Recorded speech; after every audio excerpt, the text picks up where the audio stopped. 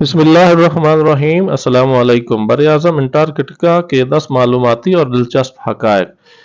बर-ए-आज़म Antarctica ज़मीन का इंतहाई जनूबी खित्ता है और इस पर कुतुब जनूबी वाक़ है और इस बर-ए-आज़म का कुल रकबा 14,425 मुरब्बा किलोमीटर है और सारा साल बर्फ़ में ढका रहने वाला ये बर-ए-आज़म चारों तरफ से समंदर में घिरा है और इंसान के लिए अपने अंदर बेशुमार हैरतों के खजाने लिए इसे अपनी तरफ मतवज्जा करता है।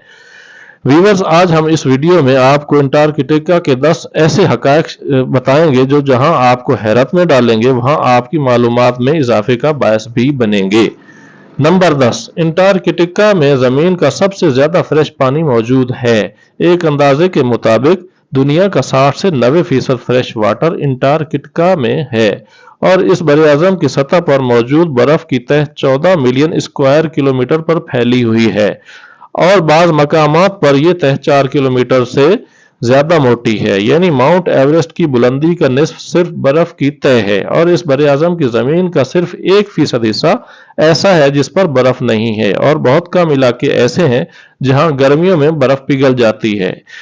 इन इलाकों में एक पेनिनसुला भी शामिल है। नंबर 9, अंटार्कटिका एक सहरा है।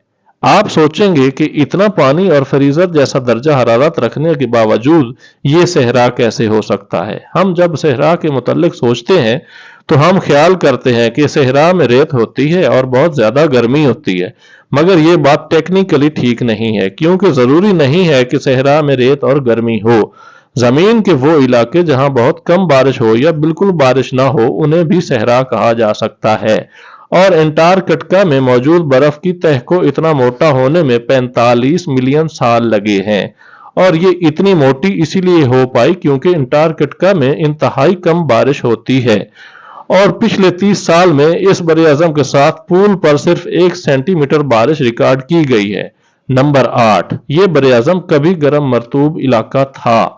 बर-ए-आज़म अंटार्कटिका में ज़मीन का सर्द-तरीन दर्जा हरारत -93.2 डिग्री रिकॉर्ड किया गया और इस इलाके को गर्म मरतूब समझना अक्ल के बिल्कुल मुनाफी है, मगर साइंसदानों का कहना है कि ये खित्ता आज से 40 से 50 मिलियन साल पहले हरा भरा जंगल होता था जहां दर्जा हरारत 17 डिग्री तक चला जाता था और इस इलाके में डायनासोर्स का बसेरा था।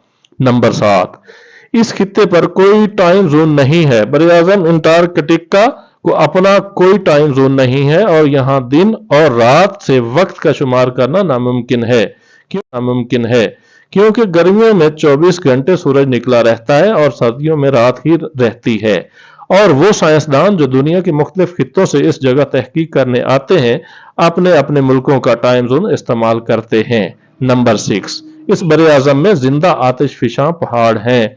अंटार्कटिका में बहुत से आतिशफिशा पहाड़ हैं और 2 तो इनमें से जिंदा हैं, यानी लावा उगलते हैं। रोज आइलैंड में वाक़ माउंट अरेबस दुनिया का दूसरा बुलंद तरीन आतिशफिशा पहाड़ है और इसे दुनिया का इंतहाई जनूबी आतिशफिशा पहाड़ होने का भी एजाज हासिल है और दूसरा जिंदा आतिशफिशा डिसेप्शन आइलैंड में वाक़ है जो इस इलाके की सयाहत करने वालों को अपने पास बुलाता है। नंबर 5, इस बर-ए-आज़म पर किसी की हुकूमत नहीं। इंसान ने यह बर-ए-आज़म पहली दफा 1820 में दरियाफ्त किया और इसकी दरियाफ्त के बाद बहुत से मुल्कों ने इसे अपनी सरजमीन करार दिया और बहुत से दूसरे मुल्कों ने उनकी इस कब्जागिरी को तस्लीम करने से इनकार कर दिया।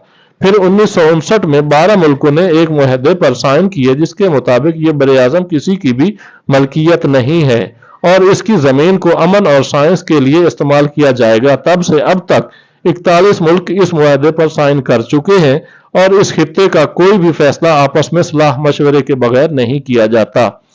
इस खित्ते में मछली वगैरह पकड़ने के इंतहाई सख्त कानून है और इस खित्ते की मादनियात के हसूल के लिए खुदाई ममनू है। नंबर 4, तेज हवाओं का खित्ता।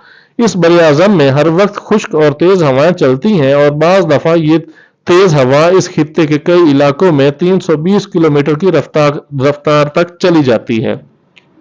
नंबर 3, यहाँ मदफून पहाड़ हैं।